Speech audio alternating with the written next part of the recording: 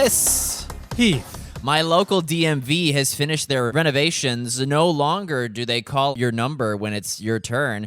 Now an automated system says whatever name you type into the kiosk over the loudspeaker.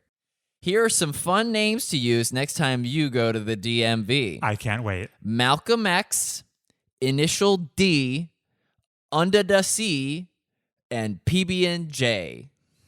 I can get a lot of mileage out of those. Oh, that's a great pun. Did you thought of that before you said it? It was unintended. Amazing. Chris. Heath. It's a show. Yeah, what show is it? It's Mobius Tubes. Episode 140. I'm glad you're here. I'm also here. When are we recording this? What day is it? What year is it? It's Saturday, May 23rd, 2026. Yes, it is. We're back in the recording booth. Just the two OG co-hosts this time. We can make it if we try. And we will be trying very hard to entertain you on this episode. We've got games we're playing. We're going to do a little check-in on the Switch 2, the latest console. How's it been doing this past year? And then we're hopping on the bandwagon of a trend. We needed some low-effort filler content for this episode. Stop it. We're going to provide our answers for the About Us video games. It's kind of like a template I've been seeing everyone on social media fill out, and we're just going to run through that. Give the listeners some insight into our tastes and preferences. All that and more to look forward to on this episode. Please, Chris, start us off. I'm aching to hear what you've been playing. Okay, let's itch that ache. I've only brought, Heath, exclusively games we have not discussed on the show. That bodes well. For this episode. But all of them have touchstones to things we've discussed in the past. First up, a relatively new game, Vampire Crawlers. Yes. You don't happen to have the full title in front of you, Heath. There's more than just that? It's kind of ridiculous. No, I fire it up on Steam, and that's all I see. For the people who really care, it's Vampire Crawlers, the Turbo Wildcard. The Turbo. From Vampire Survivors. Oh, I thought that was the continuation of the sentence. No, it's just that long. This is a card game spin-off of popular game Vampire Survivors, a collaboration between the original developer Ponkel and another indie studio named Nosebleed Interactive. Heath, have you had any hands-on with this game? I can tell you this. Since we recorded last, I've played more Vampire Survivors than I have Vampire Crawlers. Okay. Indicative of how much we like that game. Yeah. I've put in about 7 hours. Great. And it'll probably be the first 7 of many more. I've played 7 minutes. Right. So a little bit of history. You and me, Heath, we had a phase where we were both... we had a phase. We were both briefly enamored with the original Vampire Survivors back when it released in 2022. The original game I'd almost call an arcadey twin-stick shooter, except the shooting has been automated away. Right. This made Vampire Survivors a fairly passive affair you could easily play with just a single finger. Its low-impact, nearly mindless, but oh-so-satisfying gameplay loop made it an ideal podcast game for me, and I sunk way too much time into it. So I'm somewhat surprised to report that Vampire Crawlers, this new spin-off, pretty faithfully adapts many of the feelings I'd have while playing Vampire Survivors into the deck-building card game genre. So this new game, it essentially presents like a very old-school dungeon crawler, hence the name, where you explore different floors of a dungeon from a first-person perspective. You maneuver around by making sharp 90-degree turns, and you attempt to defeat a final boss. Battles, however, are resolved by a tactical card game, similar to staples in the genre, like Slay the Spire. Obviously, this game nails the look and feel of the original. I felt right at home booting it up. Even possessing knowledge of the many weapon evolution recipes from the first game also pays dividends here, as the same combinations of weapon cards and passive cards can be mashed together to create very powerful, evolved versions you're going to want to put in your deck. Does it expect you to make the same... Well, let me put it to you this way. You can't beat a level of Vampire Survivors without those evolutions. Right. They're necessary. Right. Okay. And in this game, I think they are less necessary, but still oh so useful. You want them. Yeah. But now we arrive at the largest question mark I had going into Vampire Crawlers. How is this game going to resolve the core tension that exists between these two genres? When I'm playing strategic deck building games like Slay the Spire, Monster Train, Balatro, I occupy a thoughtful headspace as I need to constantly evaluate risk-reward assessments and try to optimize each hand of cards I play. On the exact polar opposite end of the spectrum, Okay. I'm used to Vampire Survivors putting me into a vegetative state where I zone out and I enjoy the warm, buzzing sensation that comes with sucking up all those colorful gems like a vacuum cleaner. Yummy, yummy, yummy. So these are two games that give me a very different play experience. Vampire Crawlers actually does have an interesting, pretty novel solution for making its strategic card play more conducive for reaching that effortless flow state I'm looking for.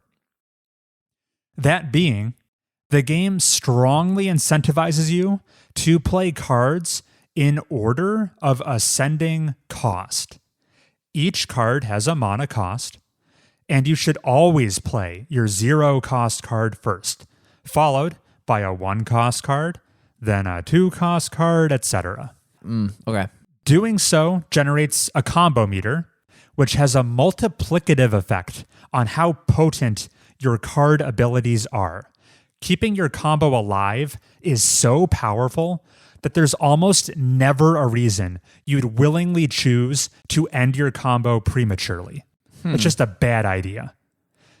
And the ultimate effect this has is that when you are dealt a hand of cards in Vampire Crawlers, the order you should play them is often explicitly spelled out for you. At first, I hated this. Okay. My initial runs in Vampire Crawlers would see me being dealt a hand of 3 cards. Their costs would often be 0, 1, and 2. The instructions on how I should play them would be staring me in the face, and I felt like I lacked any meaningful agency whatsoever. There was no decision to be made. Vampire Crawler's approach to so transparently laying it all bare had me very briefly questioning if I'd been a fool all along for enjoying these tactical card games. Bored out of your mind. Because at the end of the day, all these card games probably do have an optimal play order for any given hand you're dealt. Vampire Crawlers just dares to remove most of the guesswork for you. Yeah. But then I quickly returned to my senses. The process of puzzling out how to play your cards is where much of the joy of these games comes from for me.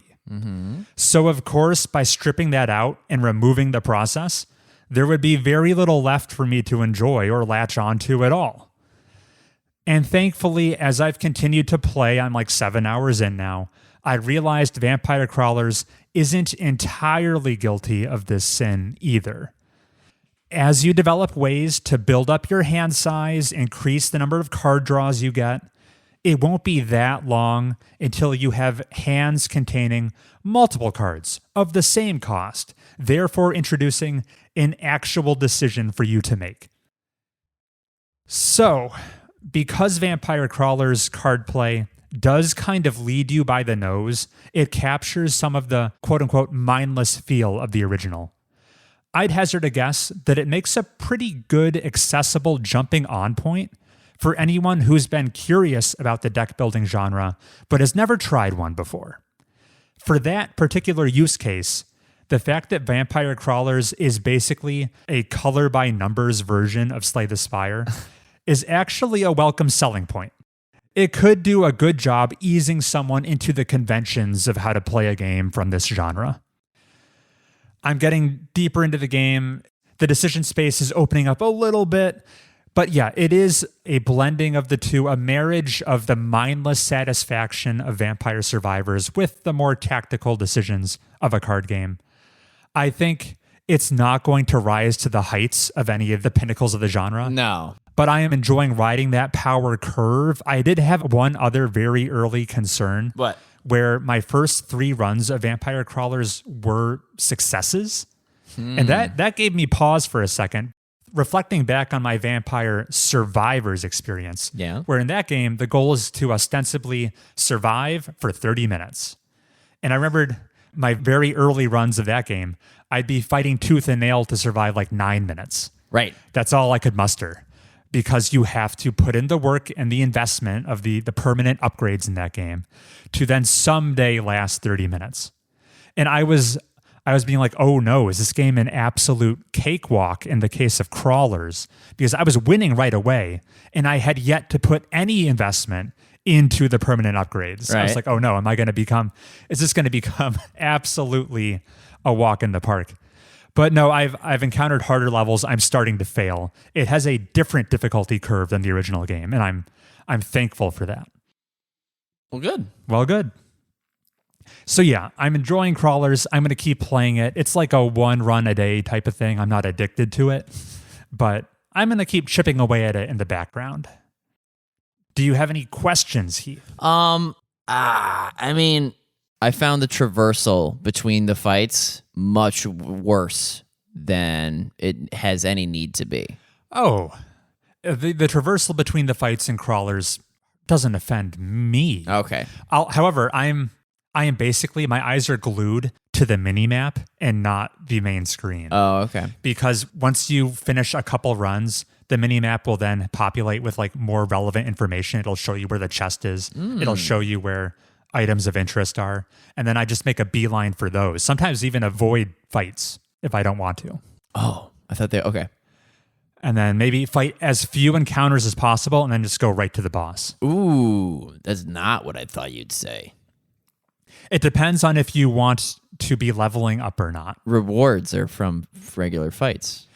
Yeah, fighting a regular fight gives you XP, which levels you up and gives you more cards to add to your deck. Okay. But once you hit, I don't know, stage 3, stage 4, stage 5, you might like the state your deck is in, and at which point adding cards to it becomes unnecessary. Oh, of course. It's a deck building game. Building game. So at that point, you have all the reason in the world to just skip fights. And the game will kind of let you do that. So you're telling me not to give up? Don't give up, Heath. Okay. Finish 3 runs and report back. Okay. Very good. It makes me just want to play more Vampire Survivors. Yeah, I am still... Vampire Survivors is the best game in this game's title. Because it's both There's titles 2 are titles in in there. each game. I'm still wrestling with which I prefer. If you pressed me right here, right now, I think Vampire Survivors probably has more of the juice, but Crawlers, I'm still learning its potential. Well, okay, to be continued. To be continued. Yes. Heath, What? I'm also itching. What have you been playing? Oh, no, buddy. Fuck. Okay. With an enthusiastic response like that, I can't wait. Stardew Valley. Oh, no. The summer is over. You know Samantha's not here, right? You're not obligated to bring it up. I'm not obligated to bring it up. Okay, then yeah. Can I just save my jokes? Save them. Okay. Bankroll them. Yeah. That's okay. Because Control is smelly. Yeah, what's been annoying you about Control? It sounds like you're out of the honeymoon period. I got to get good at the shooting in order to enjoy what I enjoy about that game. It's one fight in particular that I'm talking about. And also it has rubber banding in the form of like it's open. You can just go fight elsewhere. I'm complaining in Elden Ring that I can't beeline the critical path. Heath, there's a whole Elden Ring to go play. I do have a Control question for you, Heath. Shoot. Which is just my surprise that so far a certain character's name has not come up. Why haven't you mentioned Dr. Darling? Oh, because he's merely a face on a screen right now. Okay. Yeah, and that's how you largely interact with him. I've been to his lab, yes. I love the presentation of him. It has never been ludonarratively dissident. And it's presented through live action video. That's what I'm getting at, yeah. No, he's fun. He's very fun. He's the most likable character. Agreed. Aside from Dr. Yoshi, whatever his name was. His sensory walkthroughs. Yes. I'm praying you got to certain late game video clips with Dr. Darling in it. Praying. Okay, rest assured. What's the weirdest thing you've encountered in Control? What do you mean weird? It's a whole building full of weirdos and curiosities. I mean, I love the name of each department, right? There's like the ritual division and then the luck and probability accountants. Yeah. Give me more of that in the sequel, of mundane bureaus for things that, like letters that are never received by the recipient. Right. So interesting. Weirdest thing? Like there's creepy crawlies and floaty floaties. Pretty weird. Oh, wait, you're talking about pull chain mechanics. Oh, the motel. The motel. Yeah. Motel is fine. Okay. It does get a little repetitive. Yes. Its inclusion in the ethos is good. I do not know this for certain, but I think that motel might pop up in the greater Remedy verse, other Remedy games. Oh. Other, like Alan Wake stayed in room 7. Possibly. Okay. Yeah. Cool. I'm not there yet. Play with me, Chris, and then I'll do it. I mean, that's a really fun game. A replay could be warranted. I should get Samantha playing it. Speaking of Samantha, she did write in, so we'll hear a little bit from her. Yay! About this next game I have to talk about, which is a game I played side by side with Samantha. Last year in the fall, the two of us played through Don't Nod's Life is Strange, the original game. And we were pretty high on it, so we said, why not pick up more of these games? We played its prequel. Oh, life is ordinary. Life is perfectly normal. And actually, you're not really off base saying that, Heath. This game ditches the more supernatural elements of the original. Oh, dear. And tells, I guess, the premise. They pulled a Smallville. Superman? I don't know anything about that show. Isn't that the Superman show where they don't really show that he's Superman? He never really flies. I know so little about that superhero. Superhero or the show in particular? You know little about Superman? Yeah. He's so super. I know Kryptonite. That's all you really need. And that's about it. Okay. As if you were an aficionado of other superheroes. Right. I mean, me and Ant-Man go way back. He's in your ass right now. Okay. So the game we played is called Life is Strange Before the Storm. A bit of an attempt to tell a more grounded story without all the crazy stuff happening. Following one of the leads from the first game, Chloe this time, and the events leading up to the first game right a couple years back. Here's what I have to say. How well the original Life is Strange lands for you, I think will be strongly tied to how invested you got in the relationship between the two leads, Max and Chloe. Their dynamic as they rekindle their friendship after years of absence is a core appeal of the first game for me. So, I raise one eyebrow when you tell me this prequel... That's half of your eyebrows. That's half of them. This prequel won't feature Max at all. This game focuses on Chloe during the period where Max's family had moved away from Arcadia Bay. This also means without any Max, there isn't going to be any time travel either, which was obviously a hugely important component of the first game. So after you remove a game's supernatural premise, its most important character relationship, and its defining gameplay mechanic, that time travel bit, what are you left with? And I won't bury the lead any longer.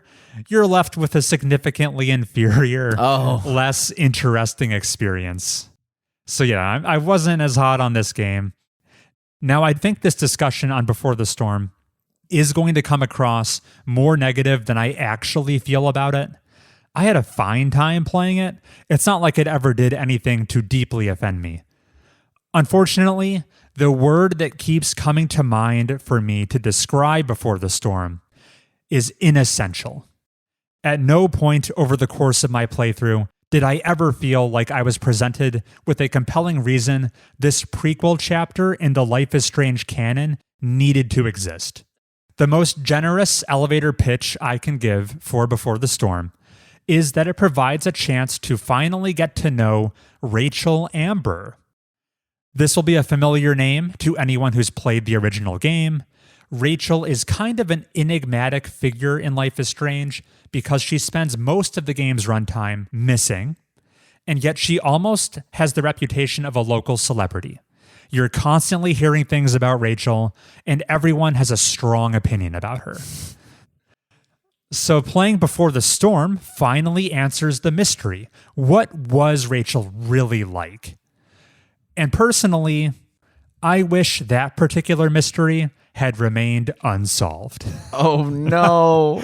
Rachel was so much cooler and more charismatic in my imagination than her depiction in this game. While she's certainly not some irredeemable villain or anything, she does have a tendency to display some problematic behavior. She's prone to overreacting. She can definitely be manipulative to those around her. Overall, Rachel's a bit toxic, and I struggled to wholeheartedly root for her. Which Before the Storm is counting on you to do, because exploring Chloe and Rachel's relationship is the main thrust of the game. Okay.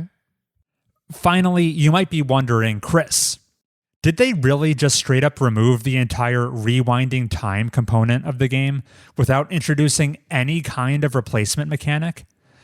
And the answer is they did have a replacement. They have a new idea for Before the Storm. Blink. I think they call it Backtalk. This is a narrative-focused adventure game where you're making lots of dialogue decisions and some very light puzzle solving. And every once in a while, you can go down a route of dialogue. It'll have like a special icon next to it indicating, brace yourself, you're going to get into an argument. And you're going to have to rapidly, by the seat of your pants, choose on intuition certain witty responses to get the better of your opponent in a dialogue battle. This sounds like must play for anyone who's ever had esprit d'escalier. Oh, from Disco? That's esprit de corps. Oh, what are you referencing? Esprit d'escalier is French for the wit of the staircase. It's the sensation of you're at a party on the second floor, no less. And it's a social situation where you try to come up with a joke, but nothing comes to mind. And only when you're walking down the steps, leaving the party, do you think of the witty response. Right. That's esprit d'escalier. I think in German, it's like Steppenfrauschen. It's very cross cultures. Right. You come up with the best comeback in the shower a couple hours later. So this whole backtalk mechanic in the game, it basically just plays out as more rapid dialogue choices. There's like a little bit of a tug of war diagram that appears. Good. They're not that frequent. I don't know. I think we did them maybe like 6 or 7 times throughout the game. I think it's a pretty weak replacement. Nothing about it was that novel to me. It's nothing I'd never seen before. Mm-hmm. And some of these quote unquote winning comebacks in these arguments are somewhat debatable. Yeah. No, your mom. I don't think if I actually said that in real life, I would have gotten my opponent to see my way. It's kind of just a act of convenience that it works out. And that's kind of the summation of my thoughts on Life is Strange Before the Storm. An inessential sequel. Only the most diehard of Life is Strange fans should seek it out, who are just desperate to get more time with Chloe, who are really curious about canonical Rachel Amber. I think it's a safe skip for most people. But that's enough of my thoughts. We had Samantha write in. Yes. Samantha played this side by side with me. And here's her chance to share her thoughts since she couldn't be here with us today. Here's what she said. This game isn't as good as the first Life is Strange.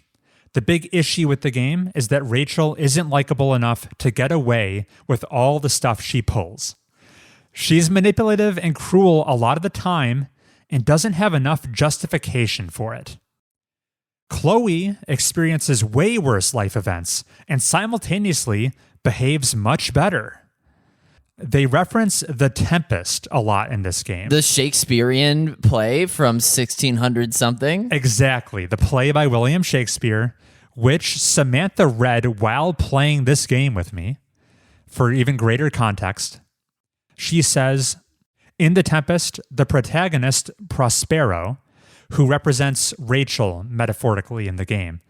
He concocts a huge plan to take revenge on those who've done him wrong and restore his place in society. Prospero has a couple slaves. One is Ariel, who represents Chloe in this case, and she is essential to Prospero's plans. I believe this is consistent with Chloe and Rachel's relationship in the game. Rachel uses Chloe pretty often and puts her in some pretty bad positions. But Chloe is enslaved to her by her infatuation and is blind to the negative aspects of Rachel's character. The Tempest explores themes of betrayal and revenge and the redemptive power of forgiveness. Ultimately, I'm not sure if the writing in Before the Storm competently conveys similar themes to The Tempest.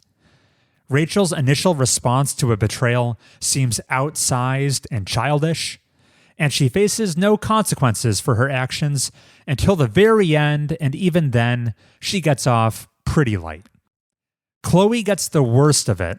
Despite being mostly innocent and kind throughout the game, this game wishes that Chloe and Rachel had the same dynamic that Chloe and Max do, so that the player would be able to forgive more of Rachel's faults. But there were things I enjoyed about the game still. Chloe is a good protagonist. I enjoy spending time with her. The ending of the game was stomach-churning in a horrible but good writing kind of way. The bonus chapter was awesome. It actually made me cry. 10 out of 10. Notably, the bonus chapter doesn't have Rachel in it. And there we go. That was all of Samantha's thoughts. Very astute with the Tempest comparison, yes. Yeah, Samantha went above and beyond, did the legwork to read that for this game, and she read Catcher in the Rye for the first game. You want to know a pickup line I've used? I would love to, Heath. Fellas, if a girl has any interest in theater or dramaturgical writings, specifically Shakespeare, you tell her, I'm not much for Shakespeare, but you're Sonnet 18 material.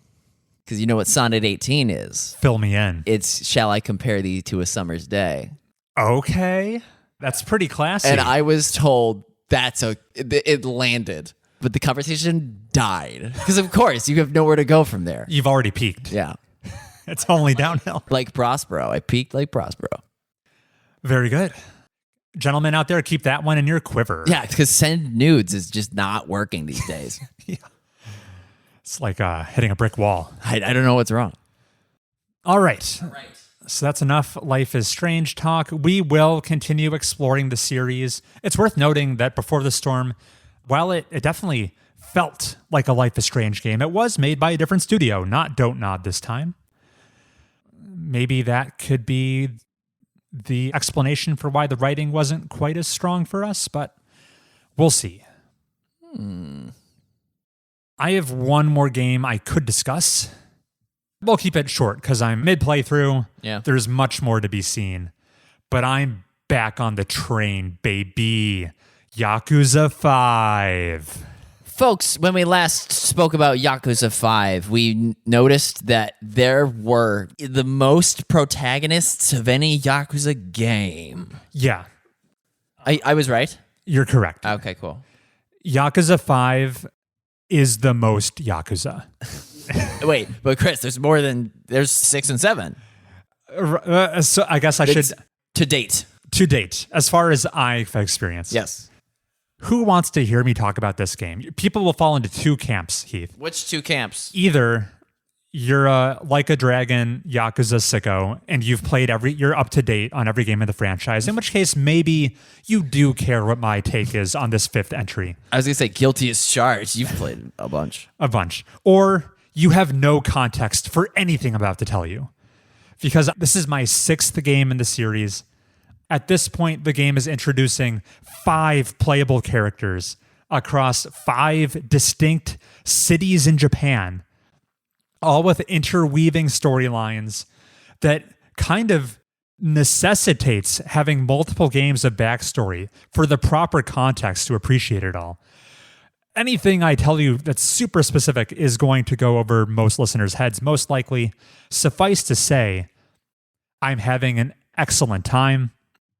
This is probably the best Yakuza game? No, I mean, everyone says it's 0. That's 0. 0 has not been dethroned, but it is currently fighting for my second place. It's fighting for the silver trophy. There's new cities introduced. There's 5 of them this time. Oh. The main one is Kamurocho. Yes. Which I've barely set foot in. Because you're too busy with that Hostess game. I haven't even encountered that so far. I've been doing the hunting minigame. Like Duck Hunt? Like setting traps to catch hares and foxes and taking out my rifle to take down a buck. Is this Shenmue? It is the closest to Shenmue Yakuza has ever been. Oh no, Chris. This game is going for the entire kitchen sink game design. Nothing was left on the cutting room floor. Okay. It is maximalist in every way. It was the most ambitious game to date. I'm currently halfway through. I am in part 3, meaning I'm on my 3rd playable character. You're going to remember half of these playable characters after this entry. Many of them are recurring. Oh, okay. 4 out of 5 are familiar faces. This one, you kick off with series staple Kazuma Kiryu. This time, he's assumed a false identity. He's trying to live off the grid, a very mundane life as a taxi driver in a remote city, leaving all of his dark past behind. And yet, the Yakuza Tojo clan, they keep reeling him back in. Yeah. You know, he gets swept up in another Tojo clan conspiracy. There's probably a mole on the inside looking to betray the clan, cause its entire downfall, and only Kiryu can come to the rescue. I'm already placing my bet that mole is a secret Korean. Who survived an assassination attempt due to rubber bullets. Time out. Why would the assassin use rubber bullets? Listen, Heath, the answer is very long, and there's an entire game dedicated to answering They're it. double agent. We cannot get into it. Or not a double agent. They're just a secret agent. We can't get into it. What? Yeah, that was part 1. It's great Kiryu action. Yeah. At one point, he fights an entire army. I love it. The taxi driver fights an entire army? Part 2, we have a returning face, Saejima, series staple Goro Majima's sworn blood brother. And he's trying to do the honorable thing. He's returning to prison to serve out his sentence and then start life back on the right foot. Okay. But then he gets swept up in the same conspiracy, and I can't divulge more details, but he catches wind of a certain event he needs to get out and verify with his own 2 eyes. Okay. And yet nefarious forces are being sent to the prison to keep him there under lock and key. Inevitably, at some point, he finds his way out, and then I get sidetracked for 10 hours in a remote hunting village trying to build up their supply of food so they can survive the winter. And very noble. We're doing basically a little roguelite hunting minigame where you can repair hunting outposts for better checkpoints, and you can lay traps of 3 different varieties to catch different types of small game. Yeah. And then sometimes a bear will wander around and want to hunt you, and the hunter becomes the hunted. Mm-hmm. And it was great. Big boost to my economy. I made so much money doing that. And then the game makes the biggest heel turn in all of Yakuza I have seen to date. I hit part 3 of the game, and all of the conspiracy, all of the Tojo clan hijinks is put on the back burner, and I get to finally live out the dream, try to win the Princess League as I rise through the ranks to become Japan's #1 idol singing star. I thought this is what it was going to be as soon as you said princess. Yeah, you get to play as a young girl trying to live out her dream of becoming a pop star. Oh, actually a young girl. I genuinely thought it was Kiryu pretending either by just like a virtual an avatar. We leave playing as 4 grown-ass men at the sidelines. We are now a young woman living out her dream. All right. It is a rhythm game now. No longer do hooligans assault you on the street looking to throw down. Instead, you willingly choose to have dance battles with other girls in the neighborhood. And after you have a hard-fought victory, they gas you up. You give each other pep talks. It is the most positive, feel-good chapter of the game. I am loving it. There is a very snooty, catty rivalry with T-Set, your rival band, who is also competing in the Princess League. They have a much bigger agency, much more funding behind them. They have the institutional support. Yeah. But you, the little up-and-comer at the Dyna Chair Corporation, You have the heart. you have the heart of gold. And then there's intrigue involved when your rivals, turns out, were former clients of your current employer, but they left on bad terms. Okay. All right. We are cramming as much enthusiasm in this thing as we can. It's so good. Heath, this cannot possibly be true, but at one point when doing a climactic battle in the Princess League, I thought to myself, genuinely, is this the best Yakuza has ever been? And that can't possibly be true, but it goes to show how much I'm enjoying myself. And then, just last night I was playing, and the story took an incredibly dark turn I did not see coming, which has led to the most unlikely of team-ups I cannot divulge. But now I am not just playing as a young girl. She's enlisted the recruitment of some other fan-beloved character, and now they're solving a mystery together. Okay. And that is the wild ride of Yakuza 5. I have so much more to see. Don't play this one after 0. I almost want to say playing 1 through 4 is mandatory. Probably, yeah. Just based on the sheer number of callbacks and context you need. This series so thoroughly rewards your patience for having played them all, but it makes it the least accessible thing ever to get into on a whim. Basically, playing previous games pays so many dividends, you'd be foolish not to. Mm-hmm. I think that the overall narrative of Yakuza 5 has been competing with 0 for the most compelling plot to me so far, but I've heard rumors Yakuza 5 drops the ball at the end. I can't comment on that yet, but I'll be back with a future update to let you know how it all lands for me. And that's Yakuza 5. I've been loving it so much. I'm happy for you, yes. And it's Yakuza fever. Samantha finished 0, and victim of my own success, I guess, she went right into Kiwami 1. Wow. Back to back. So when she returns next episode, we'll probably hear about that. Okay. We're in our Yakuza era right now. And that's all I've been playing. Well, good. Well, good. And with that, let us take a break, and we'll come back with emails, news, and fun about us video game section. We'll see you then.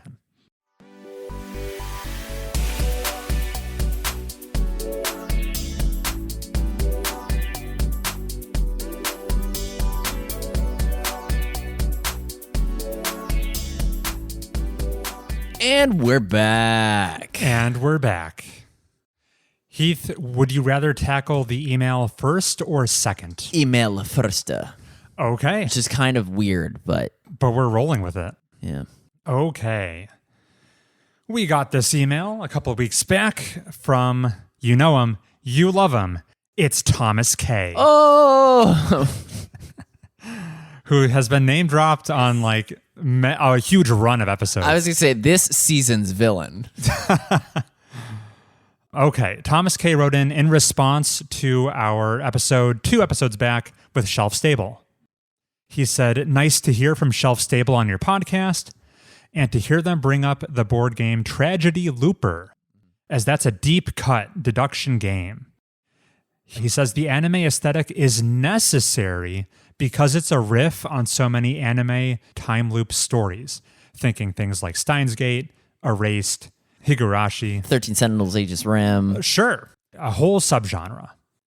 The Spanish translation of the board game uses weeb-free, realistic art, and somehow it loses a lot of the charm. Oh no, I caramba.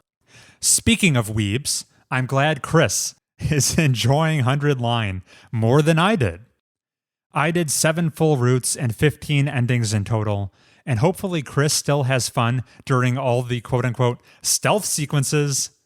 I don't know what that means. Another time loop story. There's a couple of endings in there that got stealth sequences. If you're keen on narrative choices, Inkle's games are fantastic. I'd recommend 80 Days in particular. Your entire route around the world can vary wildly as you jump from city to city, discovering so many cool things. Cheers, Thomas. Yay! So, cool. A game recommendation from Thomas, which already lives in our game library. I think we have 80 Days available for us to play. I've heard of it. Oh, shit. It's a book, right? Around the World in 80 Days. Oh, that was my favorite movie from 2004 growing up. Okay. So you've got some nostalgia for this franchise. Jackie Chan fighting Arnold Schwarzenegger, yes. 80 Days. Tell us what you think of the art style. How's it look? Very charming. Immediately charming. Then maybe someone in the Mobius Tube's extended family should try it out. I should probably try it out. Why does it run on Mac or something? It does. It does. Very cool. Then we might take you up on that offer, Thomas. Thanks for shouting it out. And that's it for the email section. On to the main event. I have one more thing to wedge in After before this. the main event. Okay. By the time listeners hear this episode, the Switch 2, Nintendo's latest console, will have just turned 1 year old. Happy birthday. It launched back in early June of 2025. And I've been paying attention on account of owning one. I was there for its launch, the only time I've ever done that. And I just wanted to give a Switch 2 Year 1 report card. How is it doing? In general, some important context is usually the first year a console is on the market, it's not all killer, no filler. It takes a year or a couple of years for it to like find its stride. Which console was that true for, that it was all killer, no filler? I think maybe the Switch 1, actually. Yes. Debuting with Breath of the Wild, Mario Odyssey shortly after, it was strong. So how is the Switch 2 doing, this younger sibling? Just fine. Switch 2 took a bit longer to be revealed and released than I think most people expected. 8 years went by between the Switch 1 and 2, among the longest console generations ever. So given that extra prep time and the greater pent-up demand, how has the Switch 2 delivered across its first year on the market? For me, I've been pretty whelmed by it. Not completely underwhelmed, but whelmed. Mm-hmm. Of course, let's look at its exclusive lineup. It debuted with Mario Kart World, a new Mario Kart game. Haven't had one of those in a long time. But as the dust has settled, I think people are saying it's a fine entry in the series, but no Mario Kart 8. It's the third best Mario Kart game. Okay. Somewhere around there, maybe fourth. Maybe fourth. Depends on if I got a Wii wheel available. Then it's dead last. Some of its selling points have maybe revealed themselves to be half-baked. The entire like open world exploration part where there wasn't a lot to really do there. Or the whole idea of in the Grand Prix, you take a road trip between the courses. But oftentimes the road trip sections were the least compelling part of the Grand Prix than the actual bespoke courses themselves, therefore diluting the overall quality of the experience. So, Mario Kart World, it was fine. I'm definitely a crowd pleaser, sold gangbusters, but not a legend of the series, I'd say. Shortly after we got Donkey Kong Bonanza, I think the legitimate killer app of the system. Best game available. Best game available. It certainly won me over. Loved it. If there is a reason to buy a Switch 2 today, I think it's still just to play Donkey Kong Bonanza. It was that good. If you were someone other than me, you would probably take this opportunity to mention the relatively new game Pokopia. Yes. Have you heard of this, Heath? That's the Pokemon? It's a Pokemon spin-off. Yep. I think drawing from Dragon Quest Builders. Yep. Kind of a crafting game. It's selling very well. People love it. Very cozy. The premise is funny. Explain it, Heath. Well, you play as Ditto, who's imitating a living, breathing person. With mixed results. I think he looks at a picture frame and just morphs into a human being, but with the same dead-eyed stare. Yeah. And just tries to be a trainer. Because the premise of the game is almost apocalyptic. There aren't humans anymore. They've disappeared. Oh, I thought... No, you find like records left behind by the humans. And this, I think whatever plot exists in the game is trying to uncover what became of them. Intriguing stuff. You know, if I wasn't averse to both Pokemon and cozy games in general, this could be a slam dunk for me, but it doesn't land. So yeah, those are decent lineup of exclusives. If we keep looking at other games that are exclusive to the system, we notice a nosedive in quality pretty fast. Like, I did a quick look. Drag X Drive is a joke. You don't even know what that is, do you? Nope. It's like a basketball game, but in wheelchairs. Oh, I did. I know. I can see the trailer. Yeah, it was nothing. We had Kirby Air Riders, Yes. a relatively niche sequel. I mean, I think people like Kirby Air Riders, but it seems you're kind of like double dipping on the racing games here. And this was I don't know, is this like a C tier Nintendo franchise, Kirby Air Riders? No one was super clamoring for it. Hyrule Warriors Age of Imprisonment came out, but I didn't hear a peep about that. It's more Muso. More Muso. And then, you know, Nintendo's had other successful games come out, just like Ask Samantha, Tomodachi Life, Living the Dream. But that's a Switch 1 game. We can't really give credit to the Switch 2 for that. Can't give the credit. It has nothing to do with the Switch 2. It's a Nintendo published game. So I think not a horrible lineup of exclusives, but I'm like, where are the bigger heavy hitters? It's the first year of your new flagship console, and you release the Super Mario Galaxy movie in theaters. Why didn't you have a 3D Mario game ready to go to capitalize on that synergy? Mario Odyssey released 9 years ago. We're due. Where is it? Yeah. I also think they've been a little over-reliant on Switch 2 editions of old games. So this is where Nintendo puts a greater resolution, greater frame rate in an old game, maybe adds a dollop of new content. Yeah. And then says, that'll do. We can charge $70 for it. Put it back out there. There have been many examples of this, from Breath of the Wild, the Tears of the Kingdom got those editions. Metroid Prime 4 Beyond, which according to our correspondent Kenny from Shelf Stable, was a bit of a lackluster game to begin with. That got I'm still collecting the crystals. Still getting those crystals. This year, Super Mario Bros. Wonder got a Switch 2 edition. Your favorite side-scrolling Mario game. Exactly, by default. But they're continuing to go into the back catalog, clean them up a little, repackage and re-release them.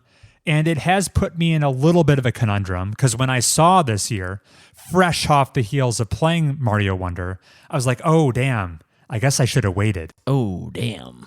So now I'm sitting on my hands. I have a copy of Fire Emblem Engage. I'm not touching. I have a copy of Pikmin 4. I'm not touching. Why? Because now I don't know when they're going to announce there's a Switch 2 edition available.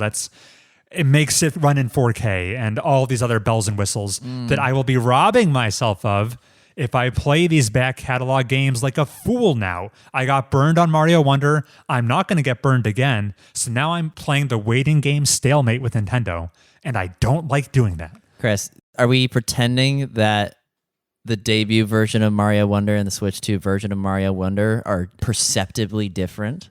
I mean, I watched the reviews, so I'm an expert on this. They are, actually. The co-op play is much night and day improved, apparently. Wait, sorry. In that situation, are you Mario and she has to be the elephant? There's a whole roster of characters to pick from, including a new one, Rosalina, you can play as. Okay. Woo. No, there's substantial differences, Heath. Take my word for it. Okay. And finally, this plays into the perception here. We're fewer than 12 months out, and the Switch 2 did just get the announcement of its price increase. The Switch 2 will no longer cost $450. Beginning on September 1st, it'll be $500, a $50 increase. If you sold yours right now, you'd get a profit. So I don't really blame Nintendo for this when all of their competitors are doing the exact same thing. It's a consequence of the market right now. Yeah. But it is a bad look that your new hardware, before it even turns 1 year old, you say, oh, the price we launched it at is no longer sustainable. It's going up. It's not a good look perception-wise. For all of these reasons, I think objectively, I would give the Switch 2 a B letter grade. It is maybe B minus. Okay. It is at expectation, maybe just below. For Chris's personal enjoyment, it's getting a C plus, a little lower. All right. Because Pocopia does nothing for me, and because You found faults in Mario Kart found World. faults in Mario Kart World, and I'm in my self-imposed battle of attrition waiting to play old Nintendo games until they reveal or don't reveal a Switch 2 version. Fine. Yeah. And that's the report card of the Switch 2, its first year on the market. Nowhere to go but up. That's not true. It could go down. It could go down, yeah. It could fall further. We will see. Yeah, we'll see. Whew, thanks for humoring that little segment there, Heath. I thought it was good to do. Yeah. And now you can say, tee us up for the main event. All right, the part of the episode that people actually listen to. Everybody we can't copy that. I'm trying to. What are you talking about? It's my bit. It is the About Me video games list. Yeah, just a little context. I've been seeing this spam to Reddit and Facebook. I'm not really on Facebook. Spam to Reddit lately. Is to Reddit just Reddit, but with more slurs? Oh, no. Also known as Reddit. People post this template they fill out with 20 categories. Everything, including your favorite game to the best combat, needs a remake. We're going to cover them in detail, Heath. Now keep naming them just before we name them for real. But they just post this image to Reddit with this template filled out for their personal taste in games. And Heath and I are going to go through it because we needed a segment in the back half of this episode. It's Desert Island Games with a new coat of paint. Yeah. Heath, we're going to cover them in the canonical order. Favorite game right off the bat. Right off the bat. Are you serious? Yeah, let's just go down, run through the list. Okay. Except for one. Oh, which one do you want to? We'll get to it. Okay, it'll be a surprise. Yep. Hey, Heath, what's your favorite video game? It really is Civilization 5. This has been stated on the record before. It is my most played game hour count-wise. Were you playing it recently? And here's why.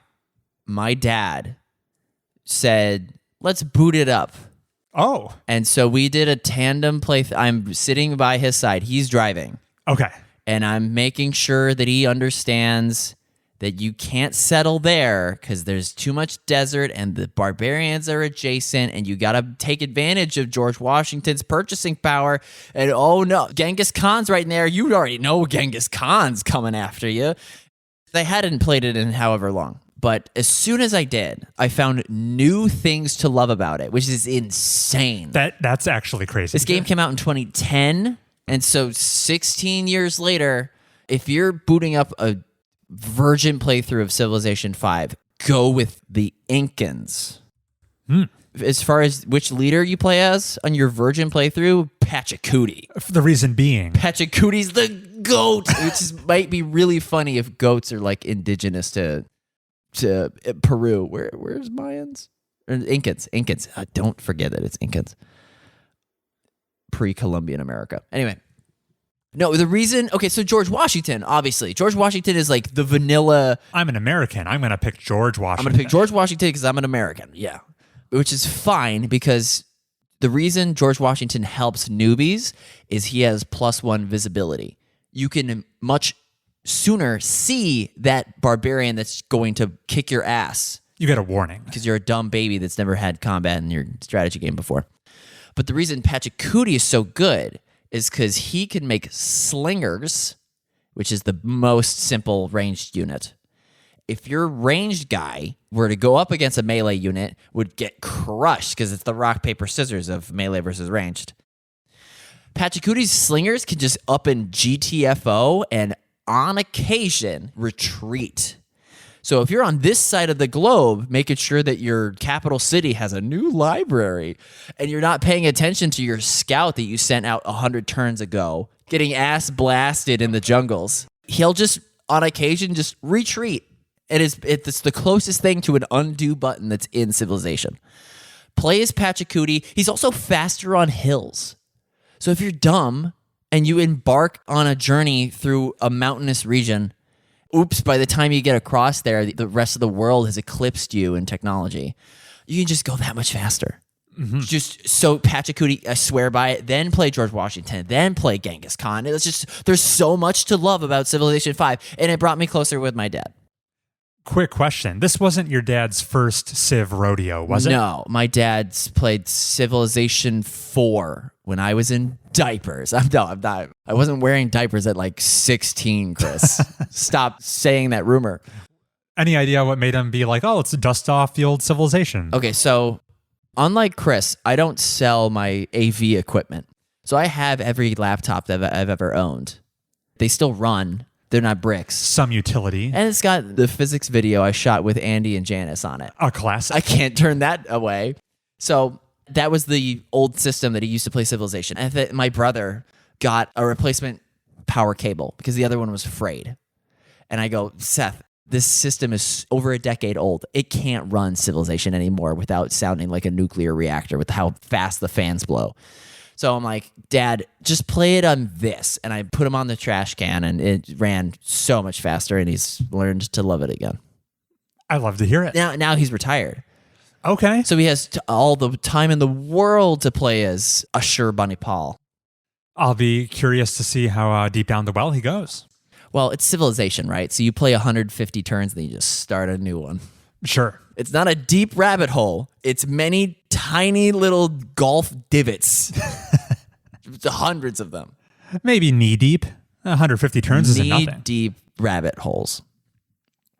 Well, I don't need to spend nearly that much time talking about my favorite game. I didn't know I was long-winded, folks. All right, what's your favorite game, Chris? It's just The Witcher 3 Wild Hunt. This comes up routinely. How come? We don't even... As it appears in future categories, maybe we can extrapolate why it is. But we talked about it as recently as the fall when Samantha was playing it, so we don't need to do a deep dive now. I just love The Witcher 3. It's really good. If Chris, gun to his head, had to get a tattoo, it might be Witcher related. Might be. It would be a contender. Gun to my head, if I had to get a tattoo, it would be way less nerdy. Get ready for this. It would be something practical. You know Mythbusters? Oh, man. You're going to have 3 inches. And you're just like, I can measure at will. I already have that. It's my...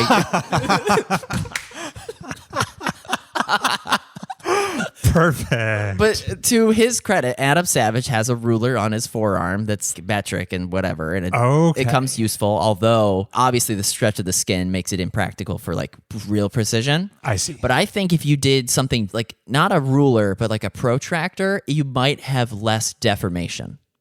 Okay. You could more accurately measure okay, this is 60 degrees, this is 30 degrees.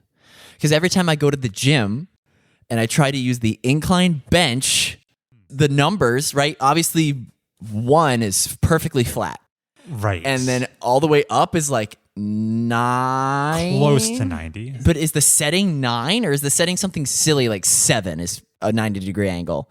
And you have to guess where 45 is if you're trying to do incline dumbbell press. Yeah, just eyeball it. Now I'll have the tattoo that's of a perfect 45-degree angle because as if my eyes couldn't accurately...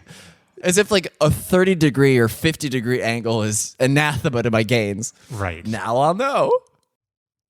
Witcher 3. Witcher 3. Anyway, let's move on to the next category, Heath. Go. What game, in your opinion, has the best story? Mass Effect. I cheated and I said Legendary Edition. Because it's just a continuation of the same story. Yeah. I get it. Hard to argue with that. What's your one-sentence reason on why the Mass Effect story is so good? It's call and response. I did not start Mass Effect 1 hating AI and the moon. But now in 2026... Because of the consequences of the past, they keep resurfacing as you play through the game. Mass Effect made me roleplay more than I thought I would. It's an RPG, obviously. Mm-hmm. Maybe I was short-sighted into thinking this. But I thought I would play like any other RPG. And it's distinctly different because I cared. No, that makes perfect sense to me. Which is why you put Mass Effect as your best story. I mean, maybe it's runner-up, but Take a shot. Double up. It's The Witcher 3 Wild Hunt. Keep it going. The best story in a game. It's both the quality and the quantity, where I feel like The Witcher 3 and its DLC has enough narrative content to rival the Mass Effect trilogy, which I guess you lump together, but I would have maybe split them apart for the purposes of this exercise. My Witcher 3 playthrough took longer than playing Mass Effect 1, 2, and 3 combined. That's daunting. Yeah, it's almost too much. Because you stopped and smelled every digital rose? In almost every case, it would be too much, except it had me enraptured for the entire duration. Here's the thing with Witcher 3. The main plot's excellent, but people are like, oh, well, all the side content's even better. And for that reason, the fact that at no point is there a weak link in all the narrative content you're interacting with, and you get to know this huge ensemble cast, it's got everything I'm looking for. And it has the important choice and consequences that's present in Mass Effect. It shows up to a almost equal degree in Witcher 3 as well. So, thumbs up from me. Yes, we shall see if my decision mirrors yours in the future. Favorite art style? Go, Chris. Oh, back to me. Okay. I can be quick. Favorite art style? I mean, there's lots of good options, but I think the one that most resonates with me is Dishonored 2. Which we can all sum up as whale. No, what's the art style? It's painterly. That's the exact word I had queued up. Yeah. The fact that it has a very stylized, painterly look that has aged gracefully. I mean, the Dishonored games are a decade plus old now. How has the first one aged? I It's played a it. little muddier. Yeah, that's why I specified Dishonored 2 here, because it's doing Dishonored 1, but a little better. But even Dishonored 1, I played it last year, aged very well. I think faces are starting to not look so good. Sure. But as far as the style goes, the uniforms and architecture in the world take a lot of Art Nouveau, Art Deco inspiration I find very appealing. I just think it looks so freaking cool. Art Nouveau. And yeah, that's why the Dishonored games generally get my favorite art style. Great. What about you, Heath? Super Mario Galaxy. Okay. Talk about aged. That looks great still. Nintendo games generally do. The ice. Think of the ice in Galaxy. Isn't it just so clean? I was trying to think of something that I like better. I was going to say, Persona 5. But 2 anime. The 2 anime. Now, you could say the Nintendo art style kind of paints with a broad brush. A lot of games look somewhat similar. Yeah. Why Galaxy specifically? I think that the limitations of it has to look like it belongs in space lended itself to good artistic decisions. Okay. Good creative expression. The spherical worlds are cool. Yeah, all the lines just kind of match up neatly.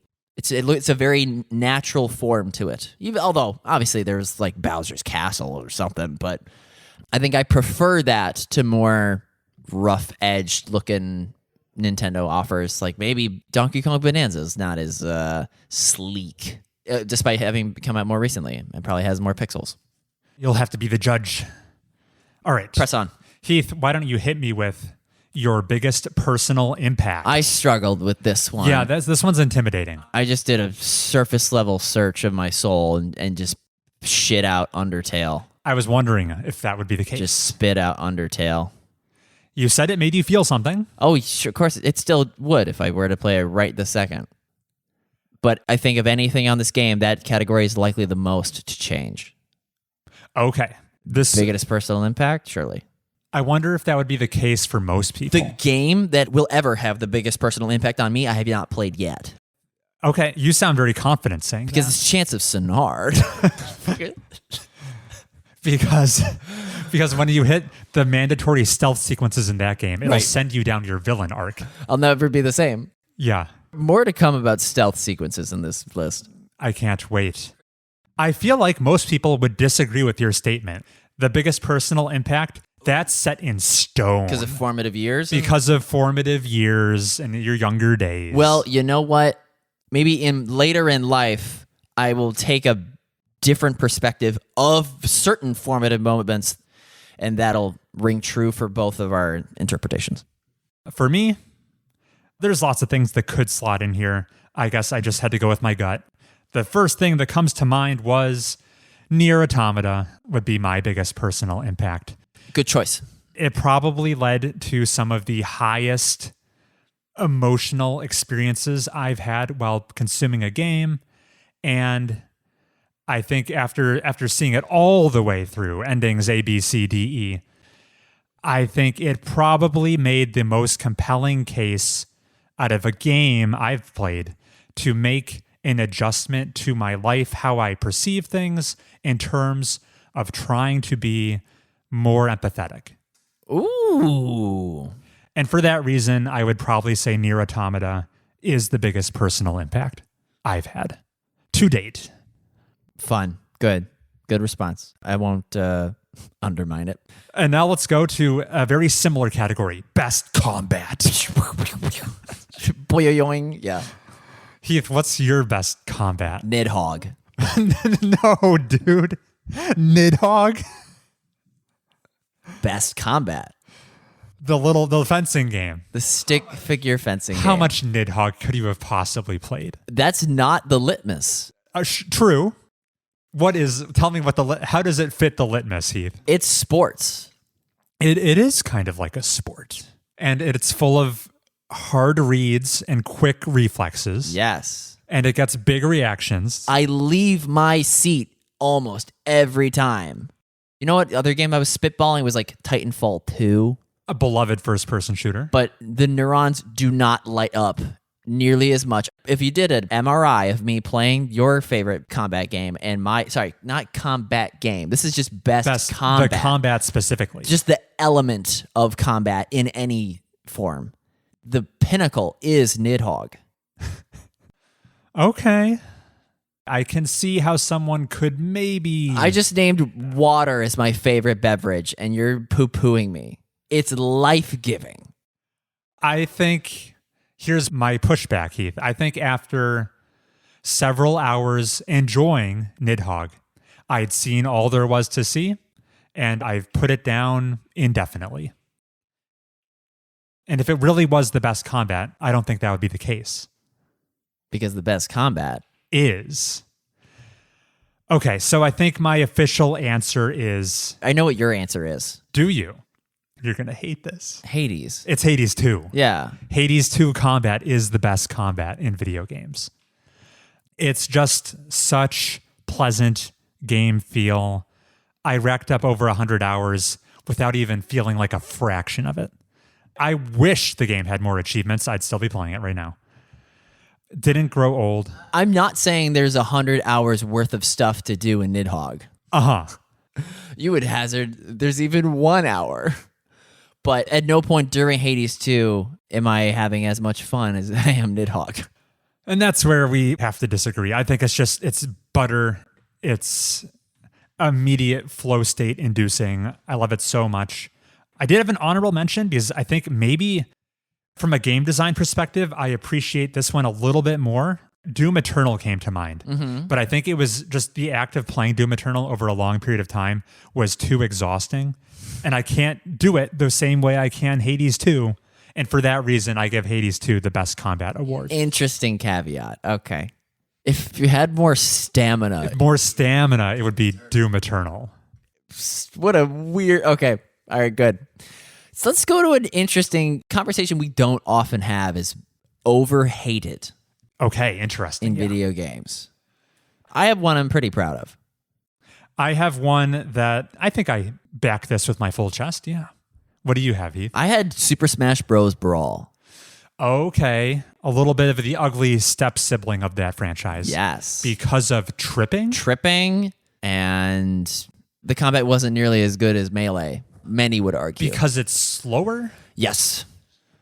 But it has Subspace Emissary. You hold Brawl. It's your favorite one, right, Heath? Yes. And the reason you hold it... Mind you, I haven't played the Wii U version one. Oh, okay. 4. Yeah, I also skipped that one. Yeah. Because who had a Wii U? But we didn't talk to those people. Right. The folks that say that Melee is the best Smash game might not be wrong, but Brawl is definitely not the worst, despite the things that are just so critically against what people like about a fighting game.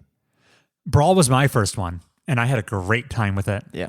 I think I've been led to believe by the zeitgeist that if I were to return to it, I would hold it in lower esteem. But I haven't actually done that. Agreed. Yeah, that's how I feel. Okay. My overhated entry is Mass Effect 3. Oh, okay. Because the legacy of that game is its divisive ending. Yeah. It's the last thing you see in the franchise. It colors your impression going forward. But up until the final 20 minutes of that game, I'm having an excellent time. It is overhated, yeah. Especially that Citadel DLC. Ooh, some of the best in the franchise. Good choice, Chris. That does have the right amount of scrutiny.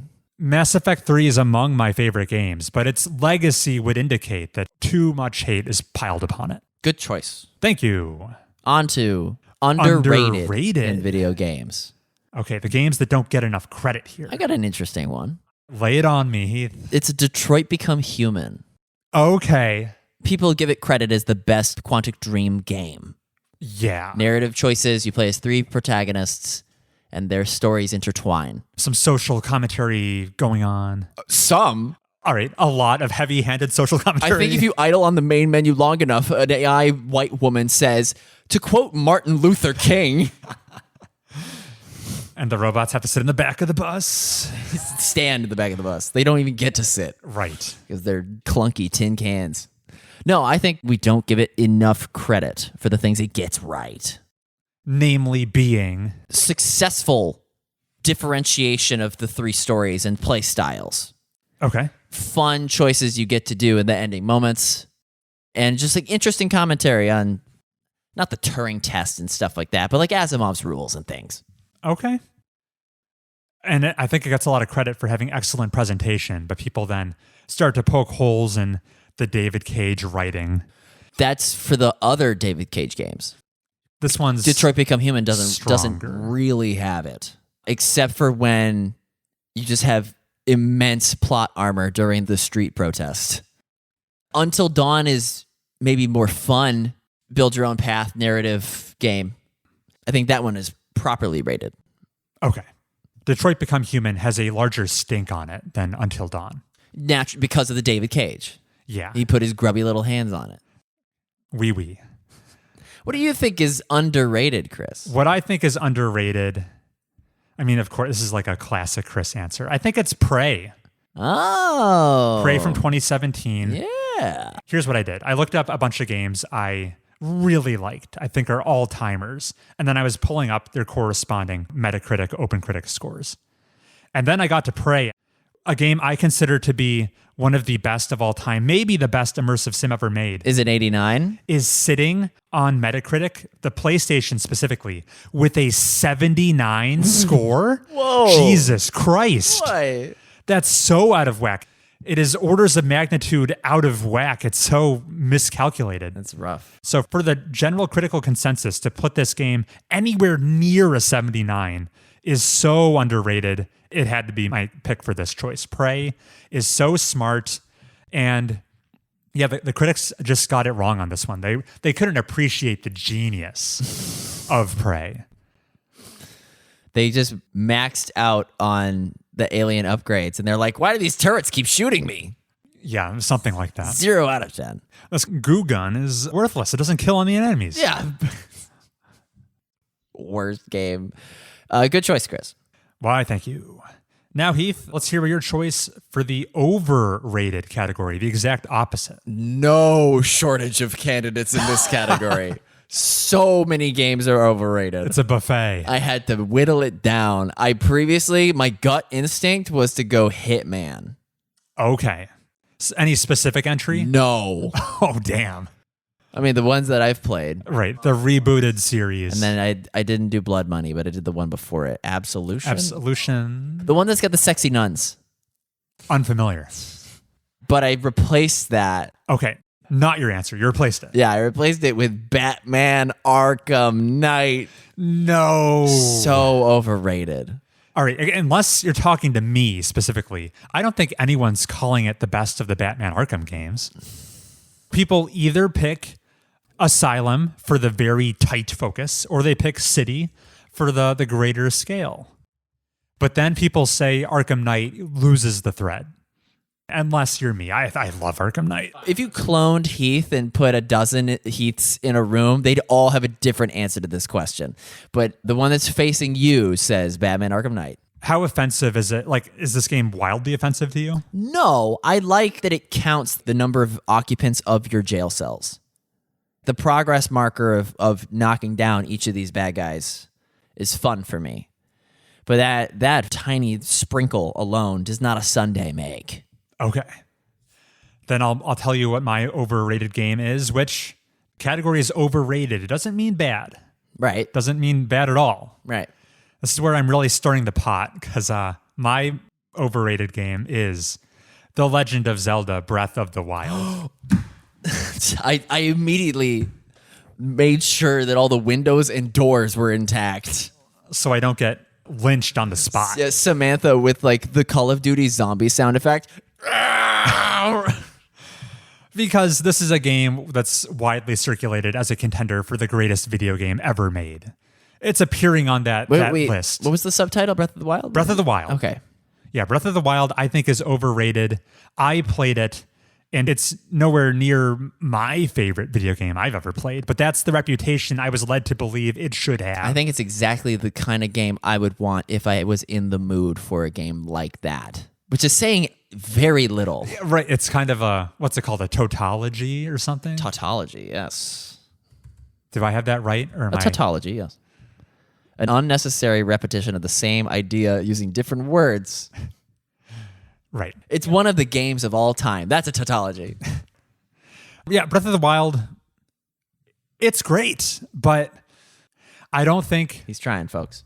the combat didn't set my world on fire. But I know it's mostly a game known for the sense of exploration it gives you, and here's the big caveat. Exploration doesn't do a whole lot for me, and that's why it's You not like Red Dead Redemption? for its plot and character development, And it's darn tootin'. and its presentation. And it's what in tarnation. I think the world of Breath of the Wild is far from the most living, breathing, lived-in settings I've experienced in a video game, and yet people treat it like it's the pinnacle, the gold standard. I think, you know what? I think there should be more Korok seeds. Okay. Like a Metroid Prime 4's worth of Korok seeds. Sorry, I didn't mean to derail you. You might be exactly right, because I haven't beaten Breath of the Wild because it took me forever to bring the blue flame to the top of that town. That was my excuse. But I think you're wrong. I think it's perfectly rated. This is probably my most controversial pick so far. Yeah. I need to eat a few peanuts before we pick up where we left off. Why peanuts, folks? Doesn't little bro know about the PDCAAS score of peanuts? What's better? Like a lot of things. Too many to name. In flavor or utility? Usually. Oh, a lot of things. Quinoa, even. But quinoa tastes like quinoa. Hard pass. Next category, Heath, is needs a remake. All right. So using this website, Chris, the About Me video games website, there's a search bar on the left, and you just drag and drop onto the thumbnails of the game that you think deserves that category. I made an audible, a change later on my list, and I went to drag and drop a different game onto the thumbnail. And I accidentally pasted it over needs a remake. And I can't for the life of me remember what I chose as needs a remake. Oh, no. I've been racking my brain the past 25 minutes. So I'm very fortunate that you mentioned Batman Arkham Asylum in the overrated discussion. Not necessarily that being the one that was overrated. But needs a remake? Sure. Arkham Asylum. That's a very worthy candidate. We got to fix the Bane fights. Like a little more gadget stuff. You got to keep the explosive gel drawing exactly the same because that's integral. But I think there's things we've learned about Batman-ish games, and the time is now. Yeah, I'm almost a little surprised that game in particular hasn't received a remake. Who knows? The licensed properties are just entered the phantom zone. True. What do you think needs a remake, Chris? I almost wonder if my answer was your old answer. I hope to find out. Because I think the game... All right, well, Here's what I'm going to say. Oh, he's leaving me in suspense. The game that needs a remake, according to Chris, the one I most desire, is The Witcher 1. Which you have hands-on experience with playing it in the diminished edition. Yep. I, as a huge Witcher fan, I've read all the books. Obviously, Witcher 3 is my favorite game. Even I couldn't sit through The Witcher 1, even though I'm very interested to experience that story. The weird rhythm-like gameplay is so anathema to me. And yeah, the presentation is awful. CD Projekt Red is a studio. It was their first outing. And they've had such a massive glow-up between future games that The Witcher 1 looks unrecognizable to their future projects. It really needs a remake. But I was wondering, is it even eligible for this category? Because it's allegedly getting a remake. Yeah. It's in the works. Yeah, it's totally eligible. If for some reason, I'll just add this addendum at the end. If for some reason The Witcher 1 is not eligible for needs a remake because it has a remake announced, I would then slot in Deus Ex here. Because it's like one of the best known immersive sims that I've never played, and it looks quite dated. So I'd like to see that. Just because a game has a remake doesn't mean that its progenitor can't also need a remake. Halo Combat Evolved gets a remake this year, and Right. that game has been remade previously. Right. So yeah, you can wish for things as many times as you want. As many times as you want. Yeah. All right. What's the next category? Next category is Criminally Overlooked. Splinter Cell Conviction. You and your Splinter Cell. I'm not gonna be quiet about this. Stealth games are fun, Janice. He looks to the corner. Bro, we would have left your house had he not said those forbidden words. Janice said stealth mechanics are the worst mechanics. In games, In yeah. games. He's just patently wrong. It's hard to do right, which is why 2 of the games that do it right are on this list. Splinter Cell Conviction, if a bad guy sees you and you go, oh shit, and you back away behind a potted plant, your silhouette appears as a phantom white ghostly image where the enemy thinks they saw you. And that just makes so much more fun strategy to do. If playing around where you know that they're gonna investigate lends itself to more interesting chess moves. If your opponent in chess could signal where they're going to go, I would be better at chess. This is all I'm trying to say. The other game that does this is Monaco, What's Yours Is Mine. And I think it's just so much fun. There's yet to be a mechanic in stealth games as good as the, wait, what was that over there? And I'm trying to think of like other stealth mechanics. Obviously, like disguises. That's always a fun mechanic. It's just, I'm in a suit, now I'm in a chef's hat, now I'm a pop idol. That'll never get old for me. I don't know about you, Chris. I'm going to hop in and, to some extent, possibly undermine your selection.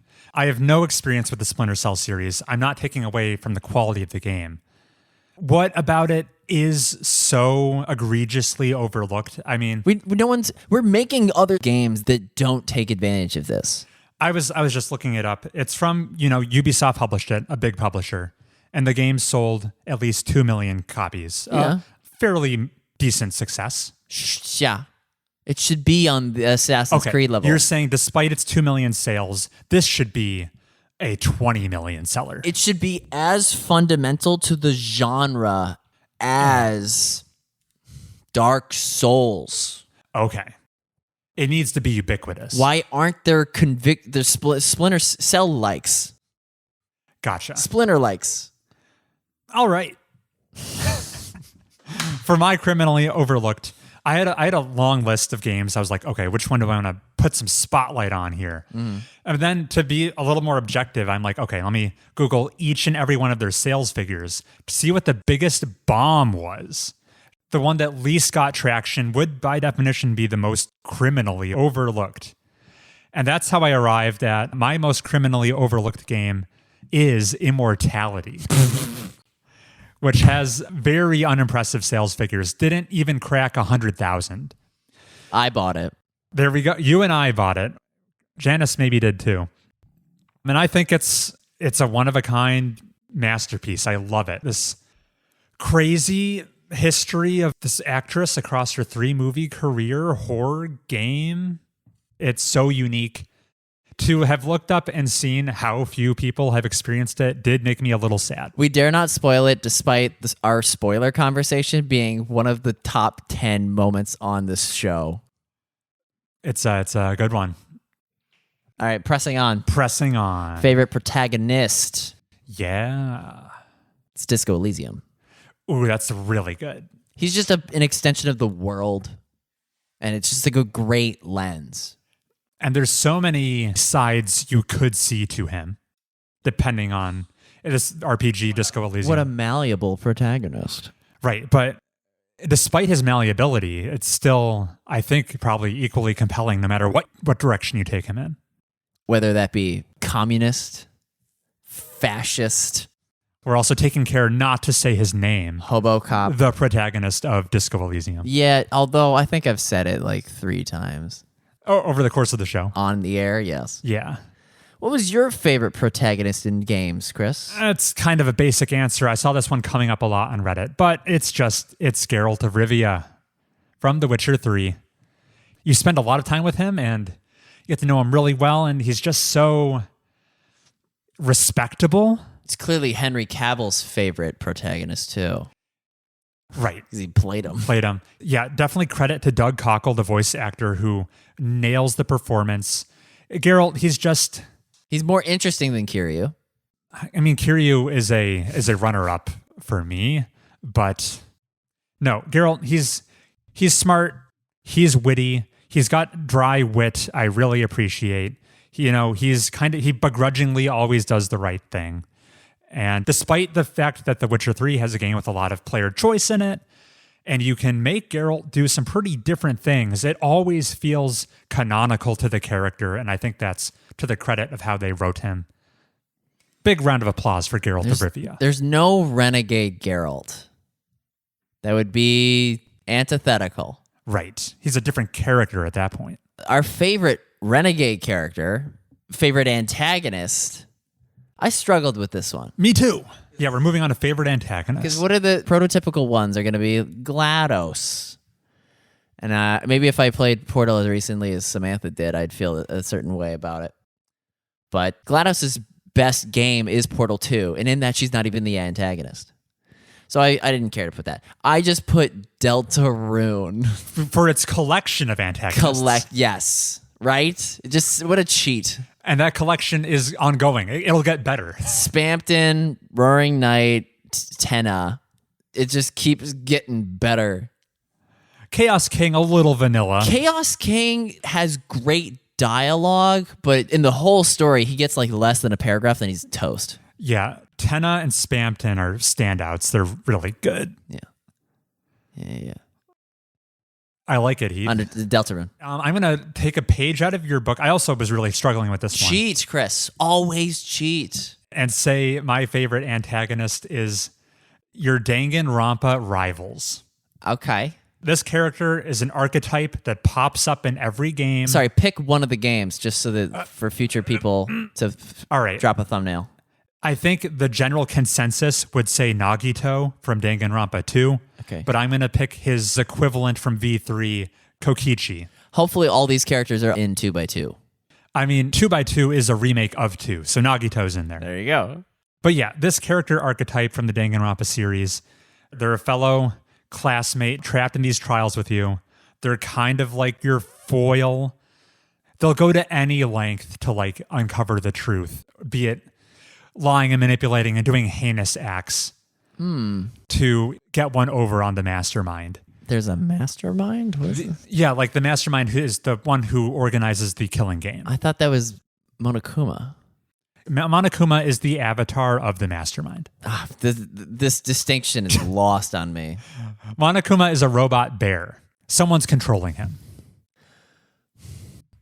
Bruh. In the case of Nagito and Kokichi, their crescendo, their climax, their final big character moment is so outlandish that they cement themselves as some of my favorite antagonists.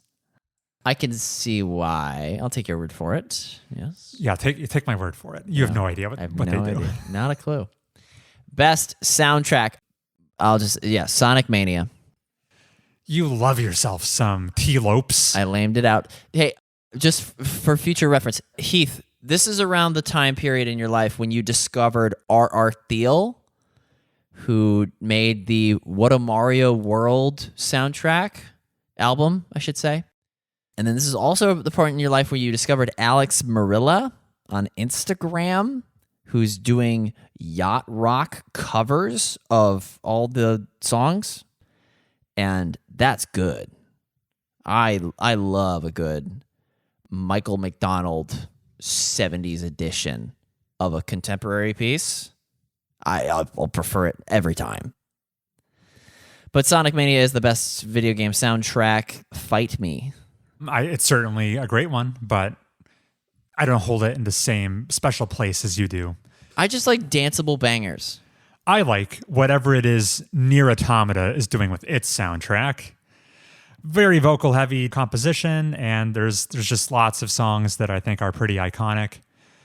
Love Me, the credits theme, Weight of the World, Love a Beautiful Song.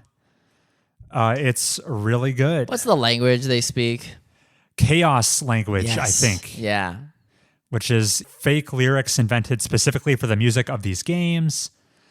And then I will say, Deltarune is in consideration for this category, but and it's on trajectory to maybe surpass Nier Automata. Deltarune just needs to finish releasing first. Once it has even more music, maybe it wins the fight. Deltarune is so cheating. Cheating? How so? Because we're emotionally attached to certain motifs. So God forbid a song in Chapter 7 hits us with a little do do do do do do do do do do. So I start to tear up. And that goes to show how compelling of a soundtrack it is. Yeah. If it wasn't, you wouldn't be tearing up. You simply would not be tearing up. Best multiplayer game. Multiplayer. Social credit deducted. It's Assassin's Creed Brotherhood. Oh, you and your social stealth. You can't deny me. It's the best it ever was. I played it. It was fun.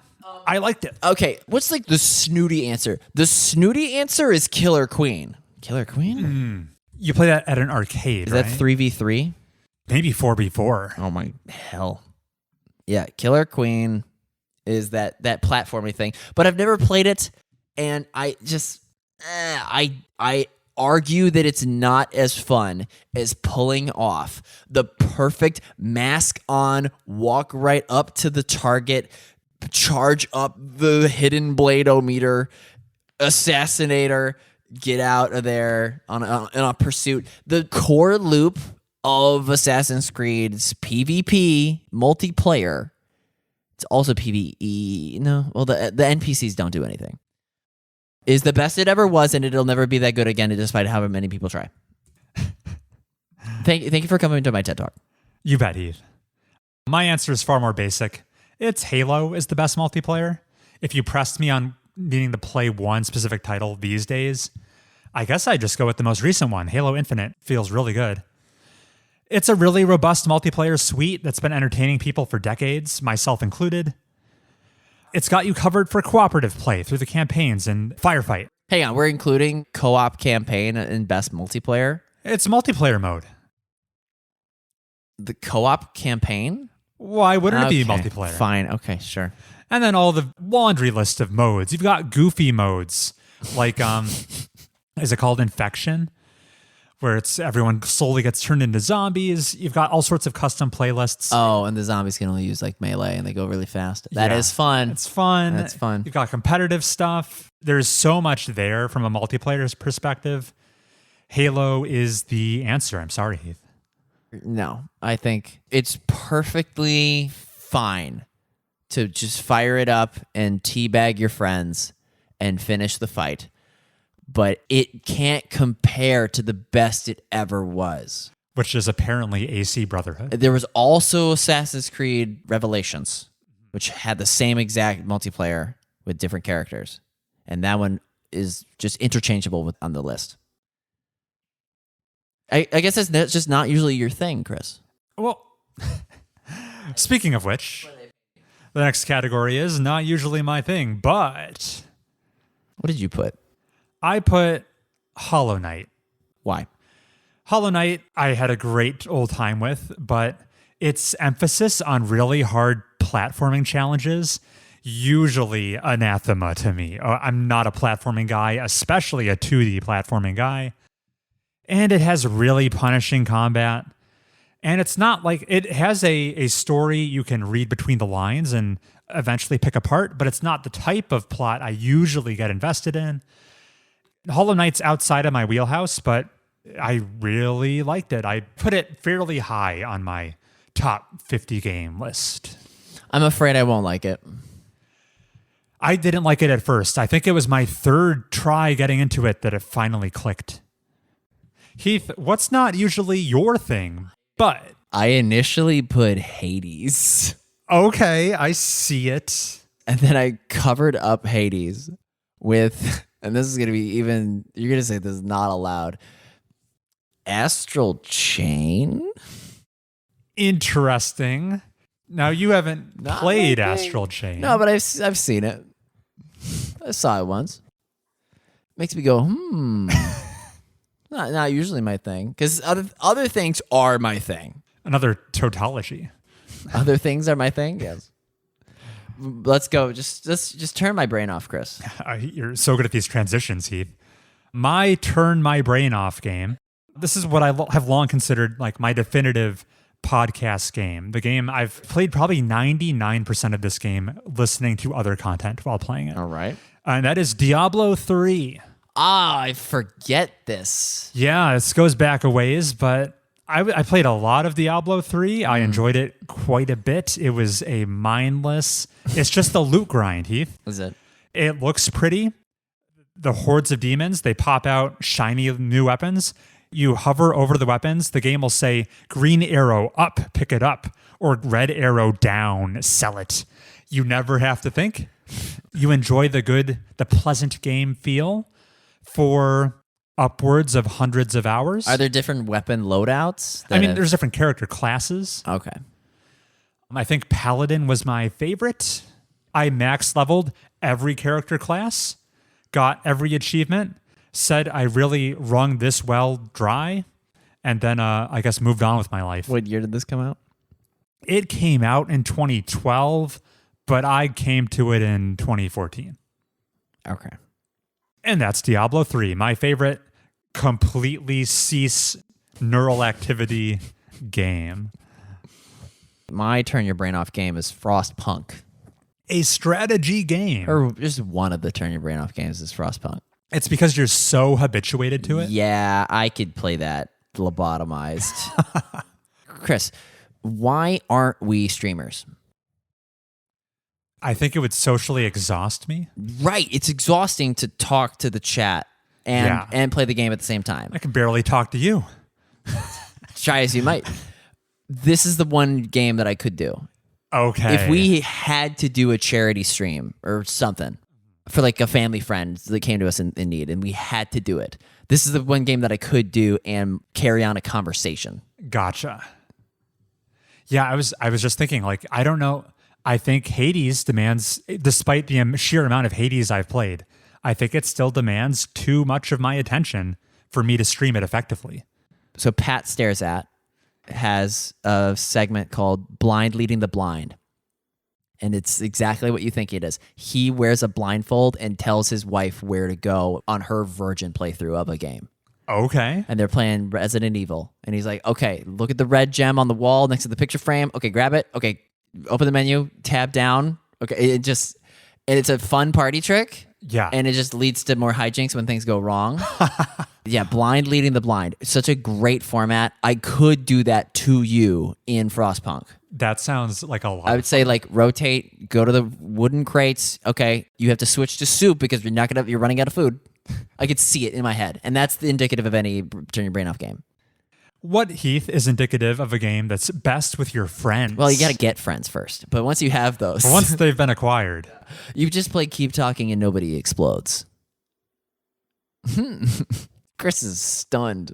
Is that the bomb defusal game? Bomb defusal game. Okay. You have to have friends. Have you played it? Of course. Oh, okay. I've played it like 4 years ago at this point. I see.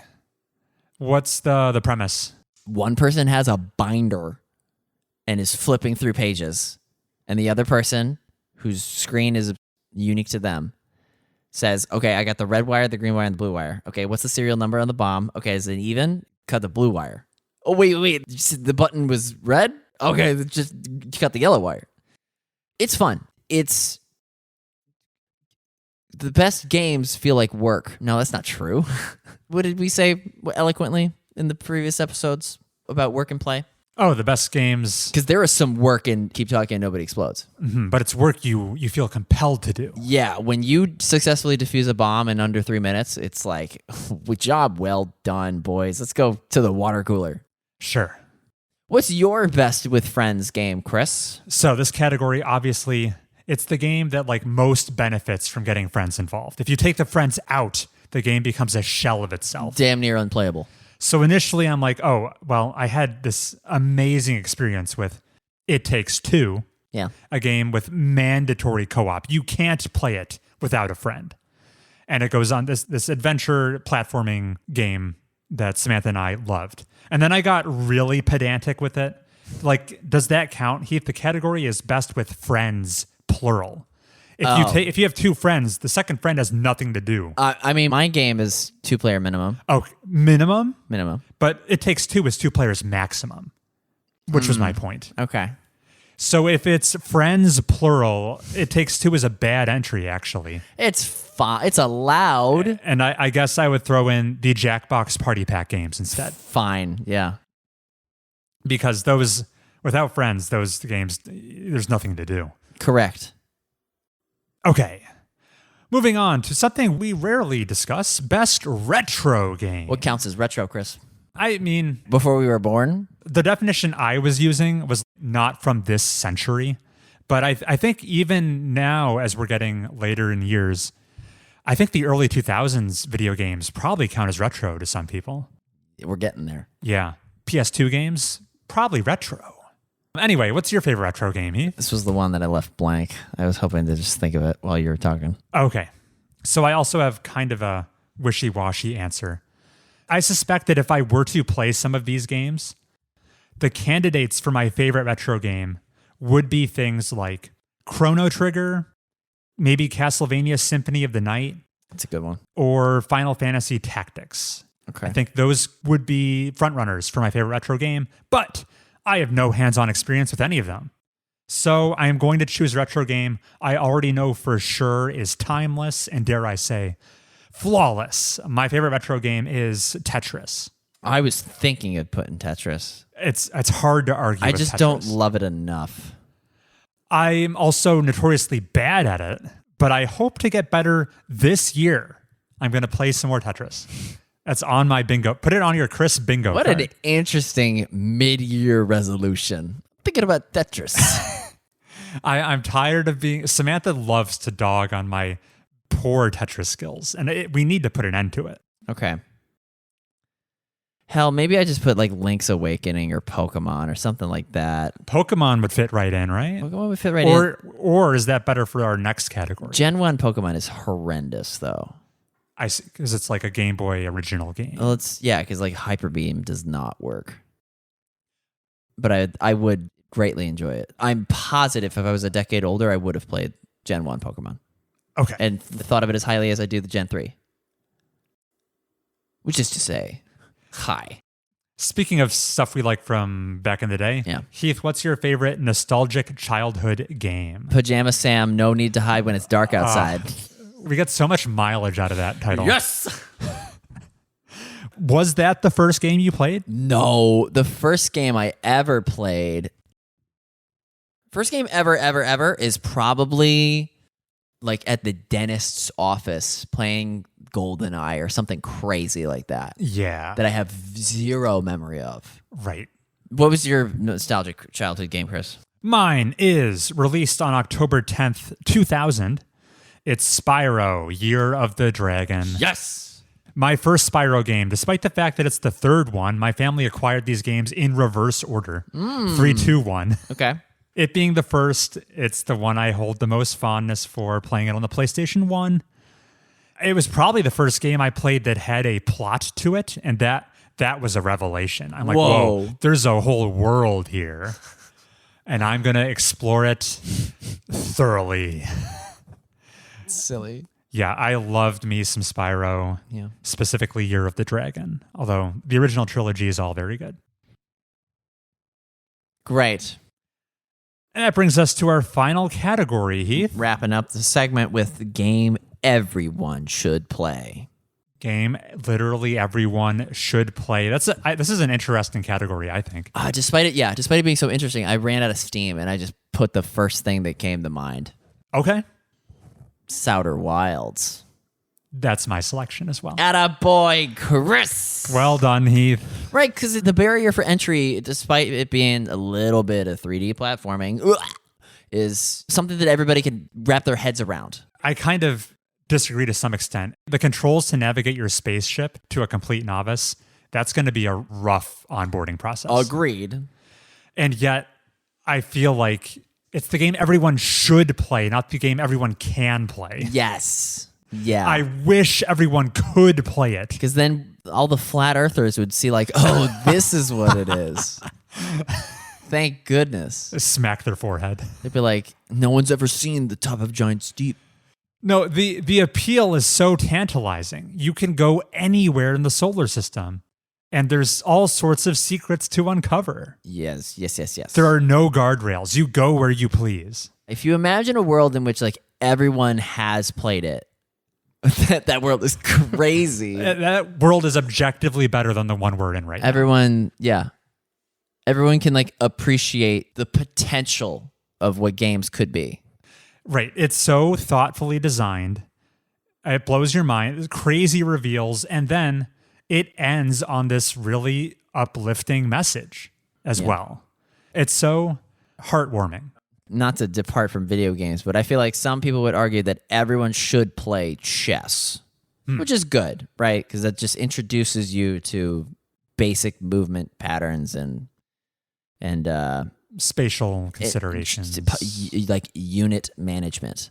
And I think that the core concepts in Outer Wilds are no less fundamental than those in chess. Specifically, time management. Time management, that's true. Yeah. It's on that loop. Taking lessons learned and applying them in different contexts. Right. Yeah. Some real critical problem solving. Yeah. Yeah. I'm so happy we finally aligned on the last entry. Good finale. No overlap except for where it really counts. Where we all agree everyone should play Outer Wilds. Yes. That was a lot of fun, Heath. Folks, if you had as much fun as we did, I doubt it because this episode was fun. You need only write in to MobiusTubesPodcast@gmail.com and tell us which game is not usually your thing, but... Yeah, fill out this template online and send us your picks. We'll rate them. Oh, we would love that. Like, actually use the email this time and send us a screenshot.